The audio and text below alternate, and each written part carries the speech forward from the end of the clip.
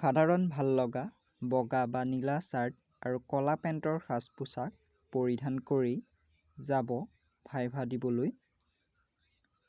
তাৰ পাছত দৰ্জা খুলি সোমাবলৈ অনুৰোধ কৰিব আৰু চকীত বহিবলৈ নোকোৱাৰ আগতে চকীত নবহিব, বহিবলৈ কোৱাৰ পাছতহে বহিব।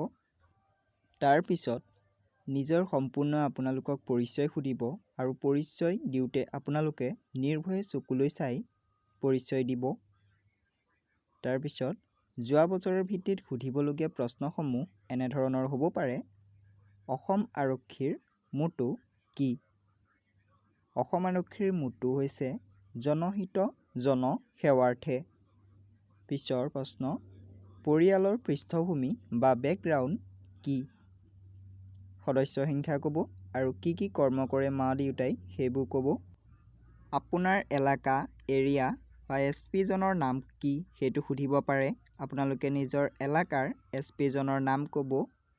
তাৰ পিছত আপোনাৰ এলেকাৰ DC জনৰ নাম কি সেইটো সুধিব পাৰে। আপোনালোকে DC জনৰ নাম চাই যাব, আপোনাৰ এলেকাৰ DC জনৰ নাম ক'ব।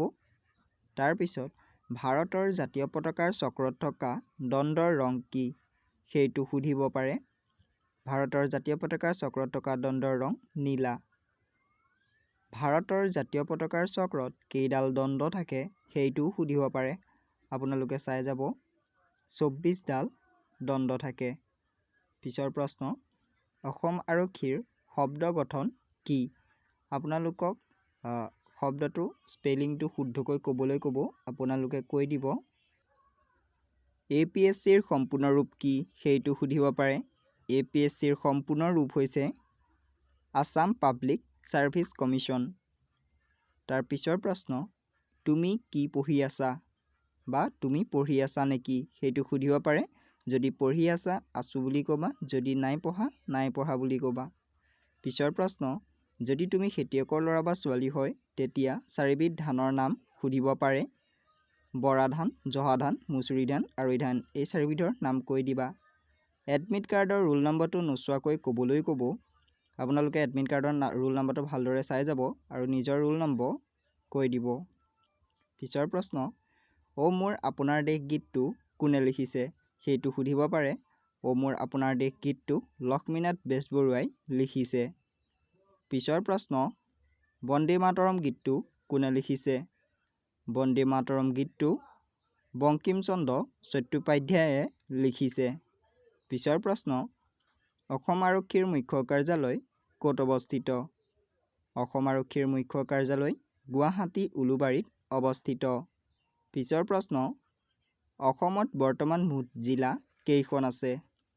অসমত বৰ্তমান মুঠ জিলা 35খন আছে। পিছৰ প্ৰশ্ন: নতুনকৈ গঠন হোৱা জিলাখনৰ নাম কি সেইটো সুধিব পাৰে। নতুনকৈ গঠন হোৱা জিলাখনৰ নাম হৈছে তামুলপুৰ আৰু তামুলপুৰ 35 নং জিলা।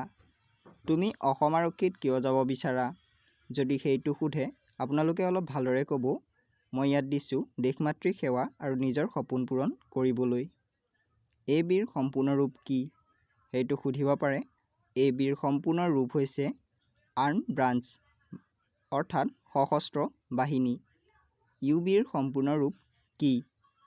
UBৰ সম্পূৰ্ণ ৰূপ হৈছে আনআৰ্ম ব্ৰাঞ্চ অৰ্থাৎ অসশস্ত্ৰ বাহিনী। পিছৰ প্ৰশ্ন: যদি মই এতিয়া তোমাক এপইণ্টমেণ্ট লেটাৰ দিওঁ, তোমাৰ লোকেল এৰিয়াৰ ৱান্টেডবোৰে গম পায় আৰু তোমালোকৰ ঘৰত আহি যদি তোমাক জইন কৰিব নিদিয়ে তেতিয়া তুমি কি কৰিবা?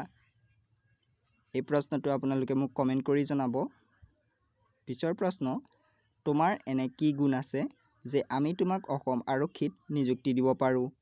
আপোনালোকে নিজৰ বুদ্ধিমত্তাৰ পৰিচয় দিব আৰু কি গুণ আছে সেইটো ক'ব। অসম আৰক্ষী কেতিয়া গঠন হৈছিল সেইটো সুধিব পাৰে। অসম আৰক্ষী গঠন হৈছিল 1826 চনত। পিছৰ প্ৰশ্ন: অসম আৰক্ষীৰ বৰ্তমান DGP কোন? অসম আৰক্ষীৰ বৰ্তমান DGP হৈছে হৰমিত সিং। পিছৰ প্ৰশ্ন: তোমাৰ জিলাখন কিমান চনত গঠন হৈছিল সেইটো সুধিব পাৰে। নিজৰ জিলাখনৰ গঠন সম্পৰ্কে ক'বা আৰু ফুৰিবলগীয়া ঠাইসমূহৰ বিষয়েও ক'বা। তোমাক যদি ট্ৰেফিক আৰক্ষীত নিযুক্তি দিয়া হয় আৰু যদি এজন বাইক চালকে হেলমেট পৰিধান নকৰি মদ্যপান কৰি লগত আৰু দুজন আৰোহী লৈ আহে তেনেস্থলত তুমি কি কৰিবা? এই প্ৰশ্নটোৰ উত্তৰ আপোনালোকে মোক কমেণ্টত জনাব। যদি ভিডিঅ'টো চাই ভাল লাগিল তেনেহ'লে লাইক এটা কৰি চেনেলটো প্লিজ ছাবস্ক্ৰাইব কৰি ল'ব।